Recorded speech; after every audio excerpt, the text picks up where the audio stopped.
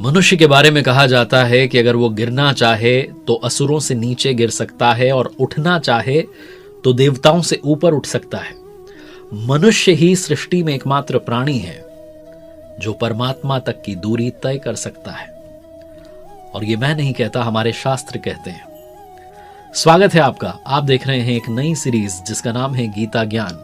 मेरा नाम है आरजे कार्तिक और इस सीरीज में हर बुधवार को आपको बताने की कोशिश करूंगा गीता के अलग अलग चैप्टर से हम क्या सीख सकते हैं, समझ सकते हैं और उन अध्यायों के सार क्या हैं वो आपको बताने की कोशिश करूंगा, ताकि आपके मन में एक जिज्ञासा पैदा हो हमारे शास्त्र को पढ़ने की। मैं स्वयं कोशिश करता हूं रोजाना हमारे शास्त्र का अध्ययन करने की। श्रीमद् भगवद गीता की जो यथार्थ व्याख्या है, जो हमारे स्वामी जी परमहंस स्वामी श्री अड़गड़ानंद जी महाराज जी ने लिखी है, यथार्थ गीता, उसकी आवृत्ति करता हूं, से पढ़ता हूं। और इस सीरीज में जो सारी बातें हम करने वाले हैं वहीं से वो सारी बातें मैंने सीखी हैं, समझी और आप तक पहुंचाने की कोशिश कर रहा हूं आसान भाषा में। अगर आप घर बैठे यथार्थ गीता मंगवाना चाहते हैं तो डिस्क्रिप्शन में आपको एक लिंक मिलेगा, उस वेबसाइट पर जाइएगा। फ्री में आप घर बैठे अपने लिए यथार्थ गीता मंगवा सकते हैं और अध्ययन कर सकते हैं। लेकिन जो संक्षेप में बात है वो इस सीरीज में बताने की कोशिश करते हैं। भगवान श्री कृष्ण की श्रीमद् भगवद गीता के बारे में कहा गया है कि एकम शास्त्रम देवकी पुत्र गीतम एको देव देवकी पुत्र एव एको मंत्रस्तस्य नामानि यानि कर्माप्येकम तस्य देवस्य सेवा। एकमात्र शास्त्र जिसका गायन भगवान के श्रीमुख से हुआ है वो श्रीमद् भगवद गीता है। जब महाभारत के रण के मध्य में धनुर्धर अर्जुन युद्ध के लिए घबरा गया तो भगवान श्री कृष्ण ने अपने श्रीमुख से जिस शास्त्र का गायन किया, जिस गीत का गायन किया, वो श्रीमद् भगवद गीता है। इस सृष्टि में पूजनीय एकमात्र देव हैं वो भगवान श्री कृष्ण हैं। एकमात्र मंत्र है जो उनका नाम है। यहां लोग जो हैं दुविधा में आ जाते हैं, उन्हें लगता है कि एकमात्र नाम है भगवान श्री कृष्ण का, कृष्ण कृष्ण जपना है। लेकिन वो स्वयं इसी श्रीमद् भगवद गीता में कहते हैं, ओमित्येकाक्षरम ब्रह्म व्याहरन् मामनुस्मरन्, मेरा नाम ओम है जो अक्षय ब्रह्म का परिचायक है, अगर जपना चाहता है तो उसे जप। ये वो अर्जुन को बताते हैं। कर्माप्येकम तस्य देवस्य सेवा, एकमात्र कर्म है जो उन प्रभु की आराधना है। इस कर्म को और आगे विस्तार से समझेंगे। तो आइए शुरू करते हैं। गीता को समझने से पहले, श्रीमद् भगवद गीता के बारे में जानने से पहले, कुछ ऐसे शब्द जो इस शास्त्र में बार बार आते हैं, जिनके बारे में यथार्थ गीता में थोड़ा विस्तार से बताया गया है, आइए आपको पहले उनका अर्थ बताता हूं। भगवान श्री कृष्ण ने श्रीमद् भगवद गीता में जब अर्जुन को ज्ञान दिया तो क्या उन्होंने अर्जुन को उस काबिल बनाया, उस योग्य बनाया कि वो युद्ध लड़ सके? धनुर्धर अर्जुन पहले ही महान थे। जो गीता का ज्ञान है वो जीविका संग्राम का साधन नहीं है, बल्कि जीवन के संग्राम का साधन है। क्योंकि ये शाश्वत विजय जो है उसका प्रशिक्षण है, उसकी ट्रेनिंग है, उसका कोर्स है। लोग कहते हैं कि ये गीतोक्त युद्ध जो है इसमें बात की गई है अर्जुन को विजय दिलाने की। ये जो प्रकृति में चल रहे हैं सिर्फ आपसी बदले हैं। आज एक दूसरे से जीत जाएगा, परसों फिर से दूसरा जीतेगा, ये बदले चलते रहेंगे। इनमें आखिरी में जाकर के शांति नहीं मिलने वाली। लेकिन हाँ, ये जो किरदार हैं ये प्रतीकात्मक हैं, रूपकात्मक हैं, सिंबॉलिक हैं। और इनको समझने के लिए थोड़ा सा आपको समझना होगा कि ये क्षेत्र कहां है जहां पर ये सारा युद्ध हुआ है। भगवान श्री कृष्ण स्वयं बताते हैं, इदम शरीरम कौन्तेय क्षेत्र मित्यभिधीयते, ये जो शरीर है यही क्षेत्र है जिसमें बोया हुआ भला बुरा जो बीज है वो पनपता रहता है। तो कहने का मतलब ये है कि जो गीतोक्त युद्ध है वो आपको आपके अंदर चलने वाली जो लगातार लड़ाई चल रही होती है, अच्छे और बुरे में, पुण्य में और पाप में, उसमें विजय दिलाने के लिए ट्रेनिंग देता है, कोचिंग देता है। लेकिन जब आपको सद्गुरु के सानिध्य में जाने का मौका मिलता है, जब आप साधना सही करने लगते हैं, तो आप परमात्मा की ओर अग्रसर होने लगते हैं। जो पाप हैं उससे पीछे छोड़ने लगते हैं, पुण्य के साथ में आगे बढ़ने लगते हैं और अपने ही क्षेत्र को, जो अपना शरीर है, उसे धर्म क्षेत्र बना लेते हैं। लेकिन अगर आप विकारों के साथ चलते हैं, काम क्रोध लोभ मोह के साथ चलते हैं, तो आप अपने ही शरीर को कुरुक्षेत्र बना लेते हैं। कुरु का मतलब है करो, कुरु जो है एक ऑर्डर देने वाला शब्द है कि करो। जो हमारा चंचल शरीर है ये हर वक्त कुछ ना कुछ कर रहा होता है। जो आप कुछ नहीं कर रहे होते हैं तब भी स्वप्न देख रहा होता है, लगातार किसी न किसी क्रिया में व्यस्त होता है। तो जब हम प्रकृति की तरफ आकर्षित होते हैं तो यही शरीर कुरुक्षेत्र बन जाता है, और जब हम परमात्मा की तरफ आकर्षित होते हैं, उस रास्ते पर चलने लगते हैं, तो यही शरीर धर्म क्षेत्र बन जाता है। इसीलिए ये जो संघर्ष है ये धर्म क्षेत्र का और कुरुक्षेत्र का है। जब बात चली है धर्म क्षेत्र कुरुक्षेत्र की, तो आपको बताता हूं कि हमारे ही शरीर के अंदर जो हमारा अंतःकरण है उसमें दो प्रवृत्तियां बहुत समय से चली आ रही हैं, और वो हैं देवी संपद और आसुरी संपद। जो देवी संपद है वो है पुण्य रूपी पांडु और कर्तव्य रूपी कुंती। पुण्य के जागृत होने से पहले जो भी हम मनुष्य करते हैं वो अपना कर्तव्य समझ के करते हैं, लेकिन जब पुण्य जो है वो जागृत हो जाता है तो उसके बाद देवी संपद जो है वो जागृत होती है, क्योंकि पुण्य के बिना कभी भी कर्तव्य को समझा नहीं जा सकता। कुंती ने पुण्य के प्राप्त होने से पहले, यानी कि पांडु के प्राप्त होने से पहले जो कुछ अर्जित किया वो था कर्ण, और कर्ण जो है वो बंधनकारी रूढ़ियों का चित्रण है। वो बंधनकारी रूढ़ियां जो हमारे दिमाग में बचपन से आ चुकी हैं, वो रूढ़ियां जिससे हमारे पहले वाले उनके पहले वाले बंधे चले आ रहे हैं, उन रूढ़ियों का चित्रण है। जिस दिन पुण्य जागृत हो जाता है उस दिन देवी संपद जो है वो जागृत हो जाती है। फिर आपके शरीर के अंतर मन में धर्म रूपी युधिष्ठिर, अनुराग रूपी अर्जुन, जब आपके मन में अनुराग आ जाता है कि मुझे भगवान को पाना है, तब आप वो गीता का ज्ञान समझने के सक्षम हो जाते हैं, योग्य हो जाते हैं। जब पुण्य जागृत हो जाता है, जब देवी संपद जागृत होती है, तो भाव रूपी भीम आपके अंतःकरण में आ जाते हैं, नियम रूपी नकुल आ जाते हैं, सत्संग रूपी सहदेव आ जाते हैं, सात्विकता रूपी सात्विकी आ जाते हैं, कर्तव्य के द्वारा भव पर विजय, कुंती भोज, ये जो इष्टोन्मुखी मानसिक प्रवृत्तियां हैं ये पैदा होने लगती हैं, जिनकी गणना जो है वो 7 अक्षोहिणी की गई है। अक्ष जो है वो दृष्टि को कहते हैं, नजर को कहते हैं, और सत्य की दृष्टि से जिसका गठन किया गया है, जिसको बनाया गया है, वो है देवी संपद। परम धर्म परमात्मा तक की जो दूरी तय करने वाली ये 7 सीढ़ियां हैं, 7 भूमिकाएं हैं, ना कि कोई गणना है। और ये जो प्रवृत्तियां हैं ये अनंत हैं। अब बात करते हैं आसुरी संपद की, यानी कि कुरुक्षेत्र की, जिसमें आती हैं 10 इंद्रियां और एक हमारा मन, यानी कि 11 अक्षोहिणी सेना। और ये जो आसुरी संपद है इसका जो राजा है वो है कौन? वो है धृतराष्ट्र, जो कि अज्ञानता का सिंबल है, प्रतीक है। अज्ञान रूपी धृतराष्ट्र, जिसे सत्य मालूम है, जिसे मालूम है कि एकमात्र सत्य परमात्मा है, लेकिन अपनी आंखें मूंद करके जीवन जीता रहता है। उसकी जो सहचारिणी है वो गांधारी है, जो इंद्रियों के आधार वाली प्रवृत्ति है, और इनके साथ है इनकी संतानों का समूह। इनके साथ कुछ और लोग भी हैं जो प्रतीकात्मक है। इनकी संतान मोह रूपी दुर्योधन। मोह जो होता है वो हर समस्या का मूल होता है, हर विकार का मूल जो होता है वो मोह होता है। मोह हमें इस संसार से हमेशा बांध के रखता है। फिर आता है दुर्बुद्धि रूपी दुशासन, जिसकी बुद्धि भ्रष्ट हो चुकी है। फिर आते हैं इनके पितामह, जो कि इनकी तरफ से साथ खड़े हैं, कौरवों की सेना में हैं, वो हैं भ्रम रूपी भीष्म।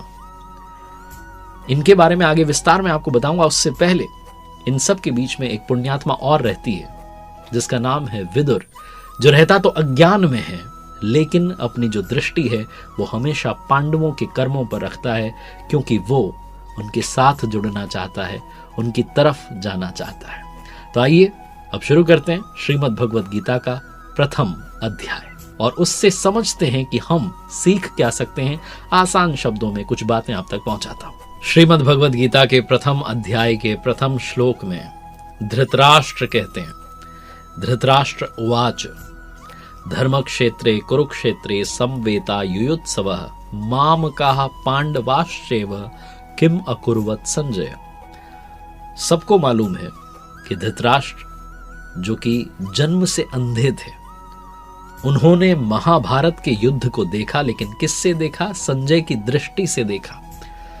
धृतराष्ट्र श्रीमद् भगवद गीता के प्रथम अध्याय के प्रथम श्लोक में कहते हैं कि हे संजय, धर्म क्षेत्र और कुरुक्षेत्र में जो युद्ध की इच्छा से मेरे और पांडु के पुत्र इकट्ठे हुए हैं, उन्होंने आखिर किया क्या? जैसा मैंने बताया कि धृतराष्ट्र अज्ञानता का प्रतीक है और संजय प्रतीक हैं संयम के। जो अज्ञान है वो मन के अंदर है, अज्ञान से जो मन ढक चुका है वो धृतराष्ट्र है, लेकिन वो संयम रूपी संजय के माध्यम से देखता है, सुनता है, समझता है और जानने की कोशिश करता है कि सही रास्ता आखिर है क्या। ये वो है जिसका जब तक पुत्र जीवित रहेगा, यानी कि मोह रूपी दुर्योधन जीवित रहेगा, इसकी दृष्टि हमेशा हमेशा विकारों पर रहेगी, कौरवों पर रहेगी। और जैसा मैंने बताया शुरुआत में, जैसा कि स्वयं गीताकार के शब्दों में कहा गया है, इदम शरीरम कौन्तेय क्षेत्र मित्य भिदीयते, जब इस हृदय देश में देवी संपत्ति का बाहुल्य होता है तो यह धर्म क्षेत्र बन जाता है, और जब इसमें आसुरी संपदा आ जाती है तो यही क्षेत्र कुरुक्षेत्र बन जाता है। आप जैसे जैसे श्रीमद् भगवद गीता पढ़ते जाएंगे तो आप समझते जाएंगे कि बहुत सारे किरदारों के बारे में आगे बात नहीं हुई है, सिर्फ भगवान श्री कृष्ण और अर्जुन का ही संवाद सिमट करके रह जाता है, क्योंकि भगवान के श्रीमुख से जो शास्त्र निकला है वो सिर्फ और सिर्फ अनुरागी अर्जुन के लिए है। लेकिन हम सबको मालूम है कि महाभारत में एक पितामह भीष्म थे जो तब तक जीवित रहे जब तक उनकी इच्छा रही। प्रथम अध्याय के श्लोक 11 में दुर्योधन जो है वो अपने गुरु द्रोणाचार्य से कह रहा है कि अयनेषु च सर्वेषु यथा भागम वस्थिताः भीष्म मेवाभिरक्षन्तु भवन्तः सर्व एव हि। यानी कि सब मोर्चों पर अपनी अपनी जगह आप स्थित रहते हुए सारे के सारे लोग भीष्म की ही रक्षा कीजिए। यदि पितामह भीष्म जीवित हैं तो हम अजेय हैं, इसलिए आप पांडवों से मत लड़िए, आप सिर्फ और सिर्फ पितामह भीष्म की ही रक्षा कीजिए।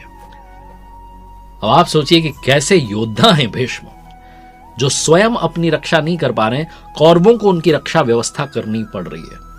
ये कोई बाहर के योद्धा नहीं है, जैसा मैंने बताया सिंबॉलिक है, रूपकात्मक है, प्रतीकात्मक है, भ्रम ही भीष्म है।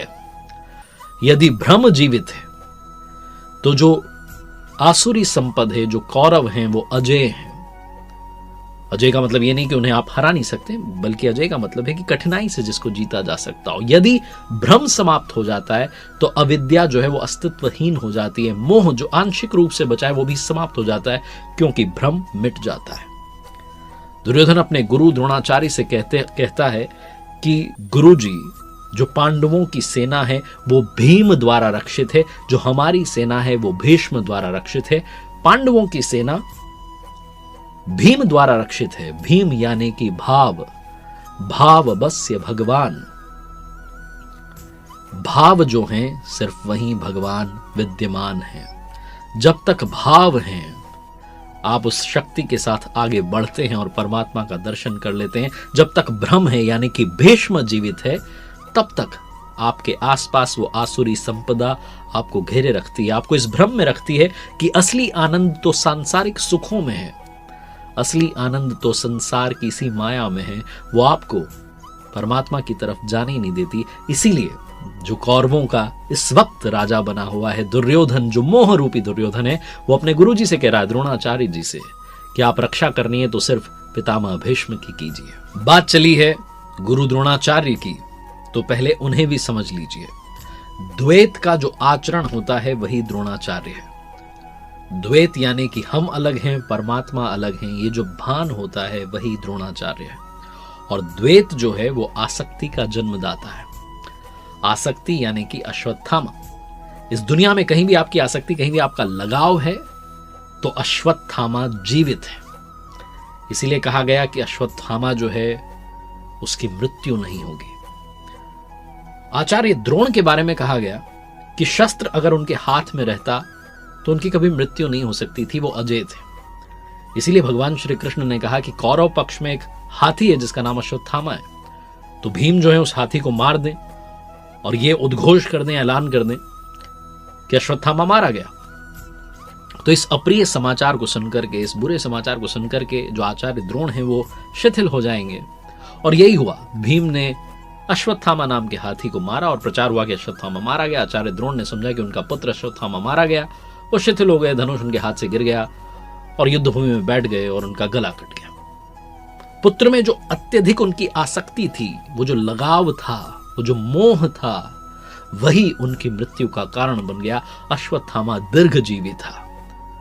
जब तक मोक्ष नहीं मिल जाती तब तक वो आसक्ति लगी रहती है, वो लगाव कहीं ना कहीं किसी न किसी में बना रहता है। वो अश्वत्थामा विद्यमान रहता है, वो जीवित रहता है, इसीलिए उसे अमर कहा जाता है। प्रथम अध्याय के श्लोक 15 में कहा गया, पांचजन्यम ऋषिकेशो देवदत्तम धनंजय पौंड्रम दधमो महाशंखम भीम कर्मा वृकोदर।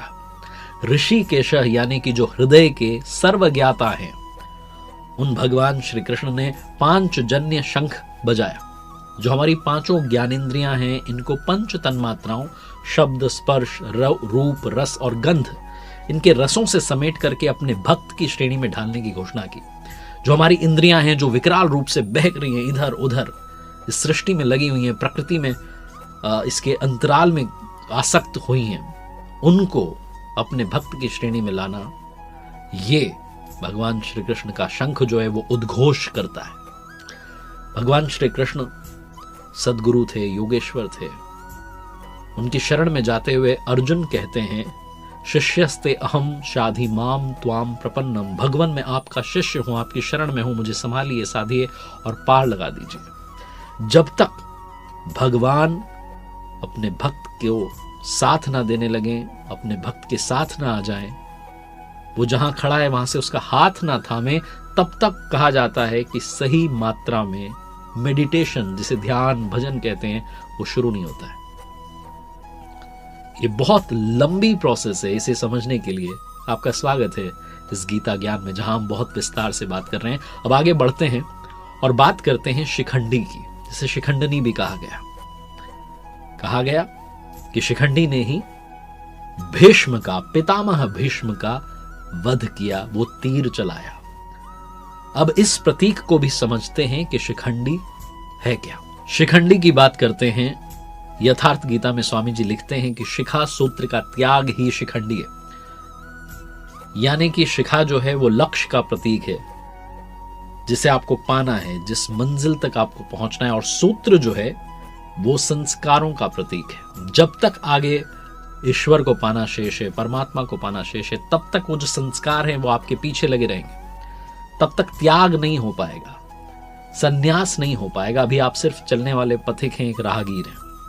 जब आप मंजिल पर पहुंच जाते हैं, लक्ष्य प्राप्त कर लेते हैं, तो जो पीछे लगी हुई संस्कारों का सूत्र जो है, जो संस्कारों की डोर है, वो कट जाती है। और इस अवस्था में आकर के जब आप उस मंजिल तक पहुंच जाते हैं, लक्ष्य प्राप्त कर लेते हैं, इस अवस्था में आकर के जो भ्रम है वो हमेशा हमेशा के लिए शांत हो जाता है, यानी कि उसका वध हो जाता है। इसीलिए शिखंडी ने पितामह भीष्म का वध किया। श्रीमद् भगवद गीता के प्रथम अध्याय के प्रथम भाग में कैरेक्टर्स की बात हो रही है, यहाँ पर किरदारों की बात हो रही है। कौन सा जो महारथी है वो आकर के शंख बजा रहा है, कौन सा महारथी जो है वो सेना के बारे में बता रहा है, ये सारी बातें हुई हैं। लेकिन जब इसी प्रथम अध्याय के दूसरे भाग में आते हैं हम, तो फिर बात होती है धनुर्धर अर्जुन की दुविधा की। अर्जुन जो हैं वो भगवान श्री कृष्ण से कहते हैं कि आप जो मेरा रथ है इसको ले जाकर के दोनों सेनाओं के बीच में खड़ा कर दीजिए, मध्य में खड़ा कर दीजिए। मैं देखना चाहता हूं कि कौन कौन जो हैं वो इस युद्ध भूमि में आए हैं। और जब अर्जुन देखते हैं कि दोनों तरफ जो हैं उनके अपने हैं, कोई चाचा है, कोई मामा है, कोई ससुर है, कोई साला है, जब उन्हें दिखता है कि उन्हीं के अपने हैं, काका खड़े हुए हैं, आचार्य खड़े हुए हैं, गुरुजी खड़े हुए हैं जिन्होंने सिखाया, ये सब युद्ध भूमि में मरने मारने के लिए आतुर हो गए हैं, तो अर्जुन जो हैं वो विकल हो जाते हैं। वो एक तरीके से परेशान हो जाते हैं, उनके हाथ से गांडीव गिरता है, त्वचा जलने लगती है, बुखार आ जाता है। समझ में नहीं आता कि युद्ध कैसा है जिसमें अपने ही लोग खड़े हुए। अर्जुन को भी भ्रम हो जाता है। वो भगवान श्री कृष्ण से कहते हैं कि मैं खड़ा नहीं रह पा रहा हूं, मैं समर्थ नहीं हूं, आगे देख नहीं पा रहा हूं, मुझे तो इस युद्ध का लक्षण भी उल्टा ही दिख रहा है, विपरीत ही दिख रहा है। मैं अपने कुल को मार करके कल्याण को नहीं पाना चाहता, और कुल को मारने से कब कल्याण मिलता है। वो भगवान श्री कृष्ण को अपने से कम समझता है, क्योंकि अर्जुन ने अब तक भगवान श्री कृष्ण को सिर्फ अपना मित्र माना, सखा माना, इससे ज्यादा नहीं माना। अर्जुन को नहीं पता था कि इसी श्रीमद् भगवद गीता में आगे चलकर 11वें अध्याय में उसी अर्जुन को, जो अनुराग का रूप है, उसी को भगवान के विराट रूप के दर्शन होने वाले। श्रीमद् भगवद गीता के प्रथम अध्याय के 41वें श्लोक में अर्जुन कहते हैं भगवान श्री कृष्ण से, अधर्माभिभवात् कृष्ण प्रदुष्यन्ति कुलस्त्रियः स्त्रीषु दृष्टासु वार्ष्णेय जायते वर्ण संकरः। धनुर्धर अर्जुन जो है वो अपनी तरफ से हर वो तर्क दे रहे हैं कि इस युद्ध से मैं चला जाऊं, इस युद्ध को टाल दें, लेकिन यह युद्ध अब टाला नहीं जा सकता। अर्जुन कहते हैं भगवान श्री कृष्ण से कि हे कृष्ण, पाप के ज्यादा बढ़ जाने से, अधिक बढ़ जाने से जो हमारे कुल की स्त्रियां हैं वो दूषित हो जाती हैं। स्त्रियों के दूषित होने से वर्ण संकर उत्पन्न होता है। अर्जुन की वो मान्यता थी, रूढ़ियां चली आ रही हैं, तो वही अर्जुन भी मानता था कि कुल की स्त्रियों के दूषित होने से वर्ण संकर होता है। लेकिन आगे भगवान श्री कृष्ण इसी बात का खंडन करते हैं और ये बताते हैं कि मैं या स्वरूप में स्थित कोई भी महापुरुष यदि आराधना में, आपके ध्यान में भ्रम उत्पन्न कर दे, तब वर्ण संकर होता है।